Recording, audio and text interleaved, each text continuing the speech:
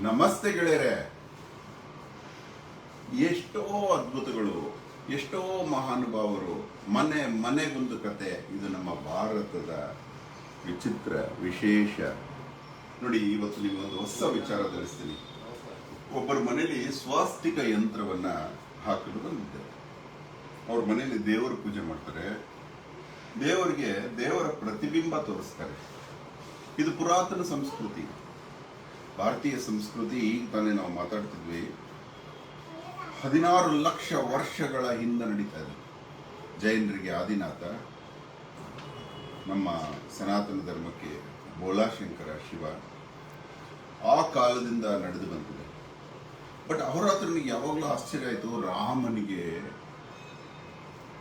ಮಕ್ಕಳಿದ್ದಾಗ, ಕೃಷ್ಣ ಹುಟ್ಟಿದಾಗ ಎಲ್ಲ ಕನ್ನಡಿಲಿ ಮುಖ ತೋರಿಸಿದ್ರು ಬೇರೆಯವರಿಗೆ ಅಂತ.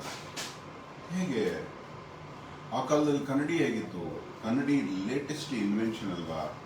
ಅಂದರೆ ನೋಡಿ, ಇದೊಂದು ಕನ್ನಡಿ ಇದೆ. ಇದು ಲಕ್ಷಾಂತರ ವರ್ಷಗಳಿಂದ ಭಾರತದಲ್ಲಿ ಚಾಲ್ತಿಯಲ್ಲಿದೆ.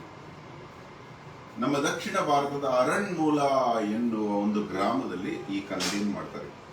ಹೇಗೆ ಮಾಡಿದ್ರು ನೋಡಿ, ಇದು ಒಡೆಯುವುದಿಲ್ಲ, ಒಡೆಯದ ಕನ್ನಡಿ.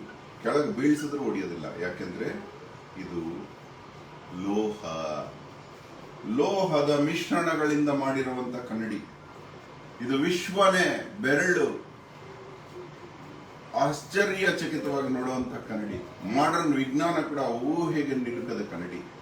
ಆ ಕಾಲದಿಂದ ಕೆಲವು ಮೆಟಾಲಿಕ್ ಅಲಾಯ್ಗಳನ್ನ, ಕೆಲವು ಲೋಹ ಮಿಶ್ರಣಗಳನ್ನ ಸೇರಿಸಿ ಈ ಭಾರತದ ದಕ್ಷಿಣ ಭಾರತದ, ಅದು ಅರಣ್ಮೂಲ ಎನ್ನುವ ಹಳ್ಳಿಯ ಒಂದು ಜನ ಇವತ್ತಿಗೂ ಇದರ ರಹಸ್ಯ ಕಾಪಾಡ್ಕೊಂಡು ಬಂದಿದ್ದಾರೆ. ಇದರಲ್ಲಿ ನಮ್ಮ ಪ್ರತಿಬಿಂಬ ಕಾಣುತ್ತೆ. ಇದನ್ನೇ ಕನ್ನಡಿಯಾಗಿ ಬಳಸ್ತಾ ಇದ್ರು ಜನ. ದೇವ್ರಿಗೂ ಇದನ್ನೇ ಇವತ್ತು ತೋರಿಸ್ತಾರೆ. ಮಾಡರ್ನ್ ಕನ್ನಡಿ ಪಾದರಸದಿಂದ ಆಗಿರೋದು ತೋರಿಸಲ್ಲ.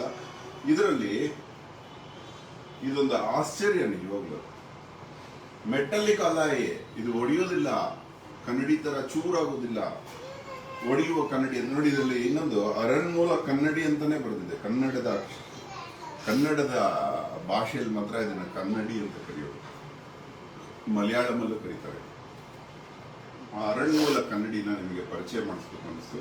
ನಿಮಗೆ ಅಹೋರಾತ್ರನ ಮಾತುಗಳಲ್ಲಿ ಇನ್ನಷ್ಟು ಗೂಢ ಬೇಕು ಅನಿಸಿದ್ರೆ ಅರಣ್ಮೂಲ ಕನ್ನಡಿ ಅಂತಾನೆ ಗೂಗಲ್ ಮಾಡಿ, ನಿಮಗೆ ಇದರ ಪೂರ ವಿಶೇಷತೆ ಸಿಗುತ್ತೆ. ಇದು ನಮ್ಮ ಭಾರತೀಯ ಅಚ್ಚರಿಗಳಲ್ಲಿ ಒಂದು. ಧನ್ಯವಾದ. ಅಹೋರಾತ್ರ.